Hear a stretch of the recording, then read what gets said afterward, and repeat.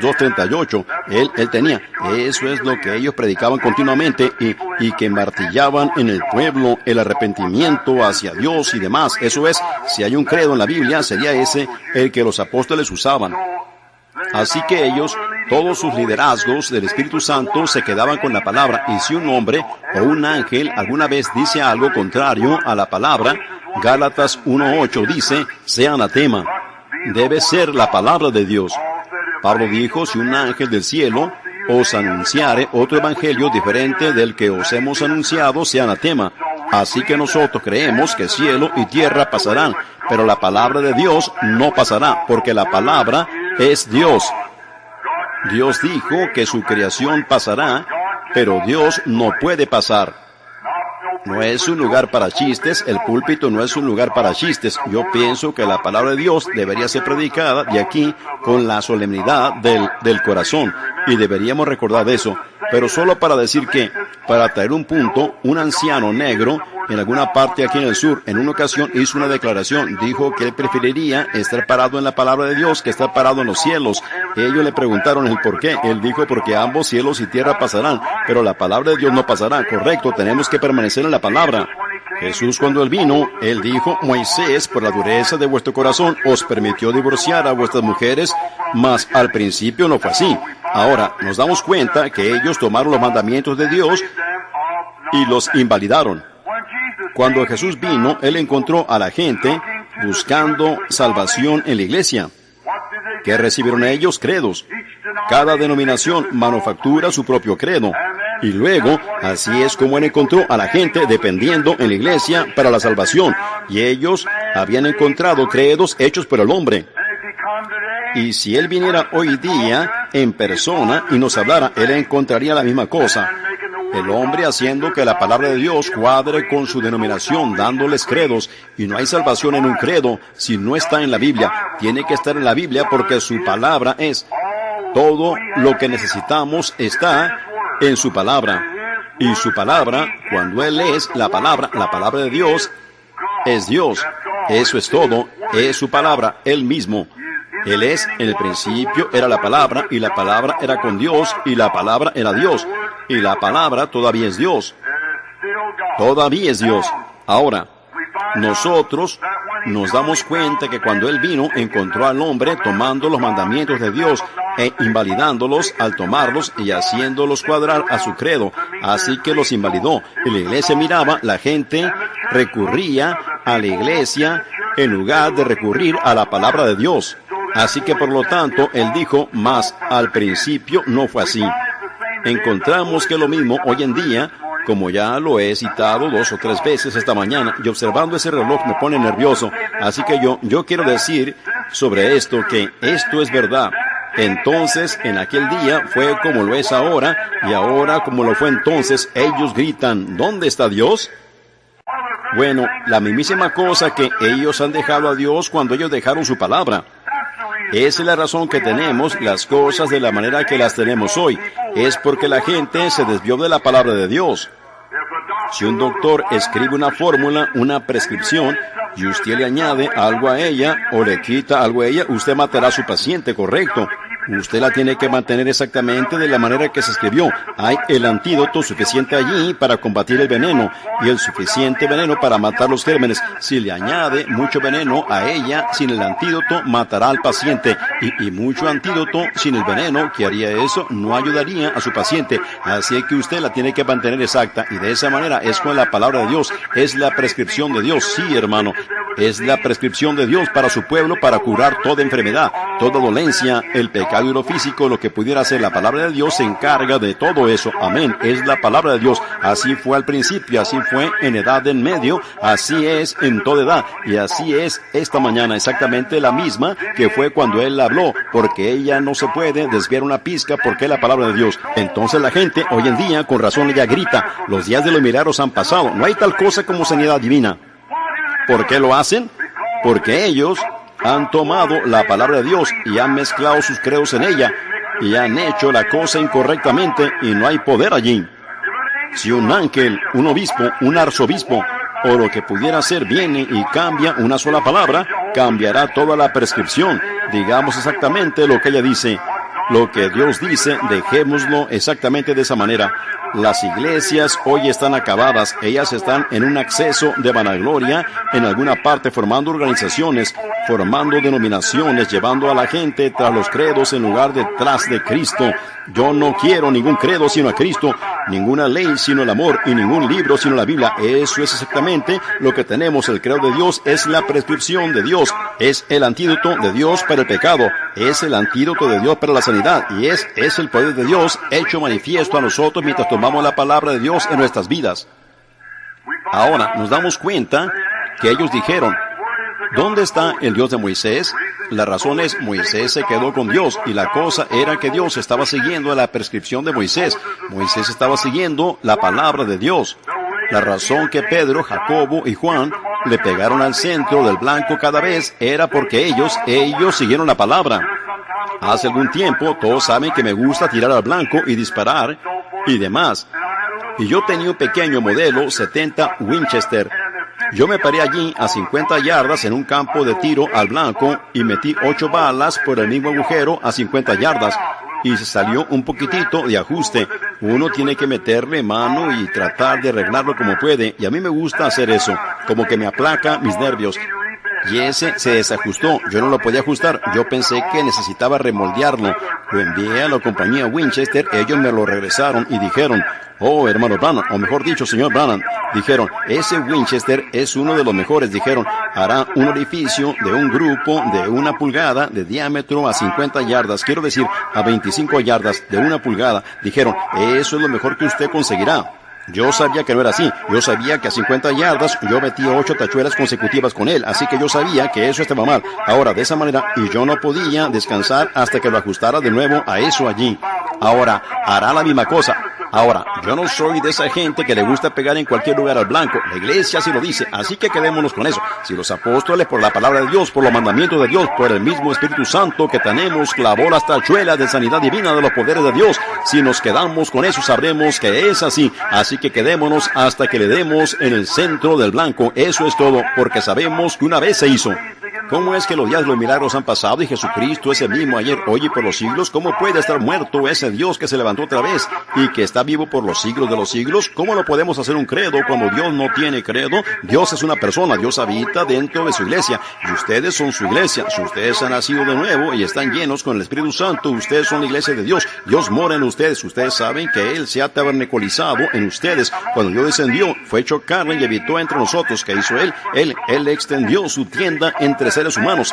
Él cambió su forma de ser Dios para ser hombre, para que el hombre pudiera llegar a ser como Él. Oh, Él llegó a ser yo, para que por medio de su gracia yo pudiera llegar a ser Él.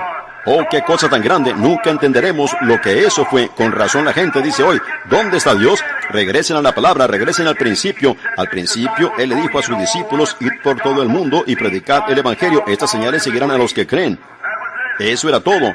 Regresen a esa misma palabra, producirá la misma cosa. Ellos siguieron esa palabra y ella le pegó en el centro del blanco y clavó una tachuela. Toda promesa que Dios hizo fue manifestada. Si regresamos a esa misma palabra, clavará las mismas tachuelas, hará los mismos milagros, ejecutará las mismas cosas, hará la misma luz, hará la misma criatura, levantará a los muertos, sanará a los enfermos, echará fuera demonios, verá visiones, profetizará. Es el mismo evangelio que clavó las tachuelas en aquel entonces. Si nosotros regresamos al mismo, es como si uno regresa el rifle a la misma condición que estaba al principio y quita todas las vibraciones de él. Pegará esa bala directamente en el centro del blanco y si quitamos de nosotros todas las vibraciones de incredulidad, la palabra de Dios le pegará exactamente en el centro del blanco como primero lo hizo al principio. Eso es exactamente correcto, le pegará en el centro del blanco cada vez. Lo hizo una vez, lo hará otra vez. No estén satisfechos con un credo o algo, quédense ahí mismo hasta que la palabra le pegue en el centro del blanco. Me recuerdo de la ocasión cuando la madre y el padre, o mejor dicho, el padrastro de nuestro Señor Jesús, lo había llevado a la fiesta de Pentecostés. Y ellos llevaban 3 días de viaje y finalmente se dieron cuenta que no estaba Él con ellos. Ellos no lo podían encontrar. De esa manera, la iglesia ha viajado ahora, ha viajado como unos 2000 años y Él no ha estado con ella. Aquí estamos, hay señales apareciendo por todas partes de su venida y ellos dicen, ¿dónde está Dios? ¿Dónde está Dios? ¿Qué le ha pasado a Él? ¿Se fijaron ustedes que María y José lo buscaron entre sus parientes pero no lo encontraron? Hoy día nosotros regresamos para ver si los metodistas lo tienen, los bautistas lo tienen, los presbiterianos o los luteranos. No, señor, ellos no lo encontraron y tampoco nosotros lo encontraremos a él hoy. No importa cuánto tratemos de regresar y revivir a algunas de esas viejas denominaciones muertas, nunca lo lograremos. ¿Dónde lo encontraron? En donde ellos lo dejaron. Aleluya. Ustedes piensan que soy un santo redador. Me supongo que lo soy. Ustedes lo encontrarán a él en donde ellos lo encontraron, en donde ellos lo dejaron. En donde lo dejaron, ahí es en donde ellos lo encontraron, ahí es en donde la iglesia lo encontrará a él. ¿Dónde lo dejaron a ellos? En la fiesta de Pentecostés. ¿Dónde lo encontrará la iglesia? Allá en la fiesta de Pentecostés, en donde ellos lo dejaron cuando se desviaron de la doctrina de los apóstoles y demás. Allá en el pasado, en las edades tempranas, ellos se desviaron de él y formaron sus propios credos y empezaron la doctrina de los nicolaitas, formaron la iglesia católica, organizaron una religión de lo que es llamada la religión cristiana, y desde allí ellos se han organizado y han derrumbado las cosas y han metido a todos los cristianos en credos y demás y los han mezclado a todos al grado que solo es la misma conglomeración que él encontró cuando él vino. Eso es exactamente correcto. Regresemos al principio en donde lo dejamos cuando él era poderoso, cuando él levantaba a los muertos y sanaba a los enfermos y echaba fuera demonios. Eso es, regresemos al principio en donde lo dejamos. Ellos dicen, ¿dónde está él? ¿Está él con los metodistas? ¿Está él con los bautistas? ¿O aún está él con los pentecostales? No, señor, regresen no a la organización pentecostal, no a las denominaciones pentecostales. Eso es un nombre. ¿Quién puede organizar el Pentecostés? Díganme.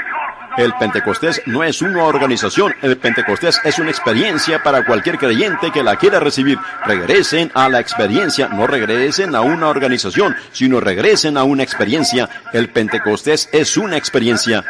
Déjenme decirles algo a ustedes, miren ustedes el fruto que las iglesias pentecostales están dando hoy en día, y ustedes se darán cuenta que ellos no empezaron al principio. Argumentos, disputas por bagatelas, pleitos, patas para arriba, peleando por esto y peleando por eso. Jesús dijo en Juan 14, o mejor dicho, en Juan 15, yo soy la vid, vosotros los pámpanos. ¿Es correcto eso? Ahora, ustedes agricultores, ustedes tejanos, ustedes de Luisiana y lo que ustedes sean aquí, cualquiera que tiene sentido común, que alguna vez ha visto a una vid crecer, sabe que la vid no lleva el fruto. Los pámpanos de la vid son los que llevan el fruto, pero reciben vida de la vid. Jesús es nuestro recurso de vida. Sí, señor. Ahora, nos daremos cuenta entonces que si Jesús es el recurso de nuestra vida, que Él es la verdadera vid, la mismísima vida que está en la vid está en el pámpano. Y si esa vid da su primer pámpano, y ese pámpano sale un montón de uvas de él, si alguna vez da otro pámpano, dará un montón de uvas. Si ella da otro pámpano, dará un montón de uvas, y serán de la misma clase de pámpano hasta el fin.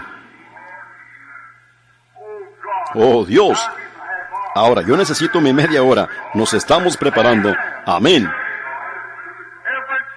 Cada vez que esa vid dé un pámpano, será como el primer pámpano. ¿Por qué?